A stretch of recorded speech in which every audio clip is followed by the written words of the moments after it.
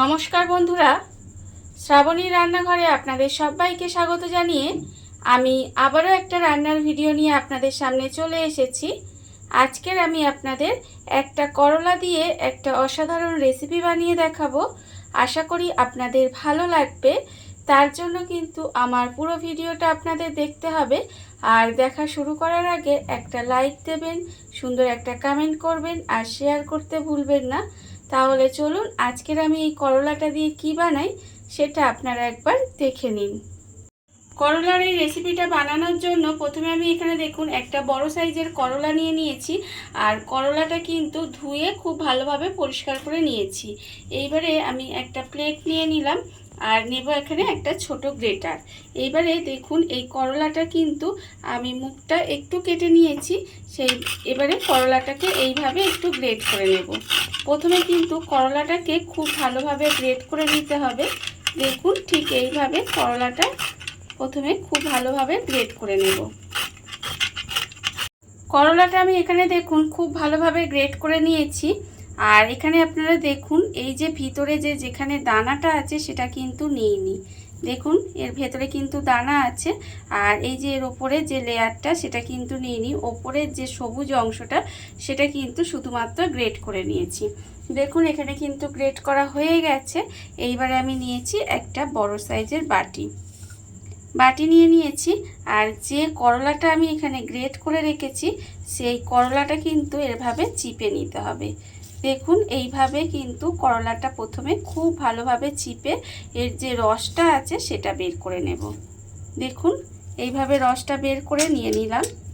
আর এইভাবে কিন্তু পুরো করলাটাই কিন্তু প্রথমে চিপে তার রসটা বের করে আর যে রসটা ছাড়া যে অংশটা আর কি সেটা কিন্তু আমি আলাদা করে নেব। দেখুন এইভাবে আলাদা করে নিতে হবে। করলার রসটা চিপে বের করে বাকি অংশটা দেখুন আমি কিন্তু এই বাটির মধ্যে নিয়ে নিয়েছি, আপনারা দেখতেই পাচ্ছেন। এইবারে আমি এর মধ্যে দিয়ে দেব, এখানে আমি রেখেছি দেখুন একটা মাঝারি সাইজের পেঁয়াজ, এইভাবে একদম কুচি কুচি করে কেটে রেখেছি। সেই পেঁয়াজটা আমি এখানে দিয়ে দিলাম। দেব আমি এখানে দেখুন রসুন কুচি, এখানে 3 কোয়া রসুন আমি কিন্তু একদম ছোট ছোট করে কুচি করে রেখেছি। সেই রসুনটা আমি এখানে দিয়ে দিলাম। আর দেব আমি এখানে দেখুন একটা আমি পাকা লঙ্কা এইভাবে কুচি করে রেখেছি, সেই পাকা লঙ্কাটাও আমি এর মধ্যে দিয়ে দিলাম। এইবারে আমি এর মধ্যে দিয়ে দেব, এখানে আমি রেখেছি দেখুন আন্দাজ মতো নুন আছে আমার এখানে, 1/4 চামচ মতো হলুদের গুঁড়ো, 1/4 চামচ মতো লঙ্কার গুঁড়ো, 1 চামচ গোটা পোস্ত, আর আছে অল্প একটু কিন্তু কালো জিরে। এই সমস্ত জিনিসগুলোও কিন্তু আমি এখানে দিয়ে দিলাম। আর এখানে লঙ্কা গুঁড়ো আর পাকা লঙ্কাটা আপনারা কতটা ঝাল খাবেন সেই হিসাবে কিন্তু আপনারা ব্যবহার করবেন। দেখুন এবারে কিন্তু হাত দিয়ে সমস্ত কিছু খুব ভালোভাবে মিশিয়ে নিতে হবে। খুব ভালোভাবে হাত দিয়ে এইভাবে মিশিয়ে একটু এইভাবে চটকে চটকে নিতে হবে। দেখুন এইভাবে প্রথমে একটু সময় এইভাবে একটু মিশিয়ে নেব। হাত দিয়ে আমি এটা দেখুন খুব ভালোভাবে মিশিয়ে নিয়েছি, আপনারা দেখতেই পাচ্ছেন। এটা কিন্তু খুব ভালোভাবে মিশিয়ে নিতে হবে। আর ভিডিওর শুরুতে আমি একটা কথাই বলবো যে প্লিজ আমার ভিডিওটা আপনারা টেনে টেনে দেখবেন না, পুরো ভিডিওটা দেখুন, আশা করি আপনাদের ভালোই লাগবে। আর এটা কিন্তু এই গরমের সময় আপনারা যদি গরম ভাতের সঙ্গে প্রথম পাতে খান তাহলে দেখবেন ভীষণ ভালো কিন্তু খেতে লাগে। এবারে দেখুন এখানে আমি দিয়ে দিলাম ডাল বাটা। আমি এখানে মসুর ডাল ভিজিয়ে 5 থেকে 6 ঘন্টা মতো একটু ভিজিয়ে রেখেছিলাম, তাহলে কি হবে খুব ভালোভাবে ডালটা ভিজে যাবে। আর তারপরে কিন্তু জল ঝরিয়ে নিয়ে ডালটাকে খুব ভালোভাবে বেটে নিয়েছি। দেখুন ডালটা কিন্তু খুব ভালোভাবে বাটা হয়ে গেছে। এইবারে আমি ডালটা কিন্তু এই সমস্ত কিছুর সঙ্গে খুব ভালোভাবে মিশিয়ে নেব। খুব ভালোভাবে হাত দিয়েই কিন্তু এইভাবে মেখে নিতে হবে সুন্দর করে। দেখুন এইভাবে কিন্তু খুব ভালোভাবে হাত দিয়ে মেখে নেব। আর এই সময় আমি এর মধ্যে দিয়ে দেব দেখুন 1 চামচ বেসন। বেসনটা কিন্তু আপনারা খুব বেশি পরিমাণে ব্যবহার করবেন না, যতটা সম্ভব কম দেওয়া যায় ততটা কিন্তু কম এই বেসনটা ব্যবহার করবেন। করে এবার সমস্ত কিছু আবারও কিন্তু খুব ভালোভাবে মেখে নিতে হবে। আর এর মধ্যে কোনো রকম জল ব্যবহার করা যাবে না, এই সমস্ত কিছু দিয়েই কিন্তু খুব ভালোভাবে একটু মেখে নেব। সমস্ত কিছু দেখুন এখানে কিন্তু খুব ভালোভাবে মেখে নিয়েছি।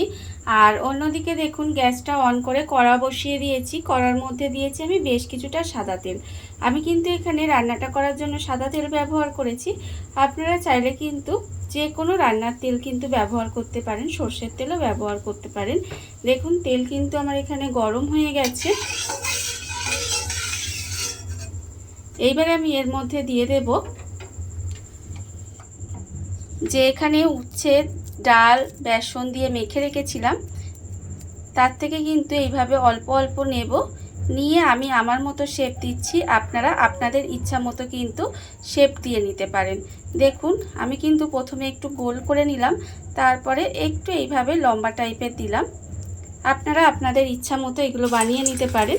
দিয়ে গ্যাসটা লোতে দিয়ে কিন্তু আমি এখানে তেলের মধ্যে দিয়ে দিয়েছি। দেখুন এইভাবে গ্যাসটা লোতে দিয়ে কিন্তু ভাজতে হবে, তাহলে ভেতরটা ভালোভাবে ভাজা হবে। আর না হলে কিন্তু ওপরটা ভাজা হয়ে যাবে আর ভেতরটা কাঁচা থেকে যাবে, তখন কিন্তু খেতে মোটেও ভালো লাগবে না। সেই জন্য এইভাবে গ্যাসটা লোতে দিয়ে আস্তে আস্তে একটু সময় নিয়ে কিন্তু এগুলো ভেজে নিতে হবে, তাহলে দেখবেন খেতে কিন্তু ভীষণ ভালো লাগবে। আর যারা তেতো খেতে ভালোবাসেন তাদের তো ভালো লাগবেই, আর না হলে দেখবেন গরম ভাতে প্রথম পাতে কিন্তু এটা খেতে অসম্ভব সুন্দর লাগে। দেখুন আমি এইভাবে কিন্তু একটু সময় নিয়ে গ্যাসটা লোতে দিয়ে আস্তে আস্তে উল্টে পাল্টে লাল করে ভেজে নেব। গ্যাসটা লোতে দিয়ে আমি দেখুন উল্টে পাল্টে কিন্তু লাল করে ভেজে নিয়েছি। আমার কিন্তু ভাজা হয়ে গেছে। দেখুন এর থেকে বেশি কিন্তু আমি আর ভাজবো না। এইবারে তেল থেকে তুলে নেব, তুলে নিয়ে আলাদা করে রেখে দেব। দেখুন এইভাবে কিন্তু তেলটা ঝরিয়ে নিতে হবে, ঝরিয়ে এইভাবে আলাদা করে রেখে দিলাম। আর আবারও কিন্তু ওই তেলের মধ্যে এইভাবে আমি ঠিক একই রকমভাবে এইভাবে অল্প অল্প নেব, নিয়ে প্রথমে দেখুন এইভাবে একটু গোল করে নেব, তারপরে কিন্তু এইভাবে একটু লম্বা লম্বা শেপ দিয়ে নেব। আমি আবারও বলছি আমি আমার ইচ্ছা মতো শেপ দিচ্ছি, আপনারা কিন্তু এখানে আপনাদের ইচ্ছা মতো শেপ দিয়ে নেবেন। দেখুন এইভাবে কিন্তু আমি পুরোটা ভেজে নেব। দেখুন এইভাবে কিন্তু প্রত্যেকটা আমাকে ভেজে নিতে হবে। দেখুন বন্ধুরা, বাড়িতে থাকা কত অল্প উপকরণে কত অল্প সময় কত সুন্দর একটা করলার রেসিপি তৈরি হয়ে গেছে, আপনারা দেখতেই পেলেন। আর এটা কিন্তু আমি আগেও বলেছি গরম ভাতের সঙ্গে খেতে অসম্ভব সুন্দর লাগে। এইভাবে আপনারাও একদিন হলেও বাড়িতে বানিয়ে দেখতে পারেন। আর এই ভিডিওটা যদি আপনাদের ভালো লেগে থাকে, আপনারা যদি ফেসবুক থেকে দেখে থাকেন পেজটি ফলো করে দেওয়ার অনুরোধ রইল। আর যদি ইউটিউব থেকে দেখে থাকেন চ্যানেলটি সাবস্ক্রাইব করে নেওয়ার অনুরোধ রইল। তাহলে চলুন ভিডিওটা আমি এখানেই শেষ করছি। আপনারা সবাই ভালো থাকবেন, সুস্থ থাকবেন। আবারও হাজির হব নতুন কোনো রান্না নিয়ে।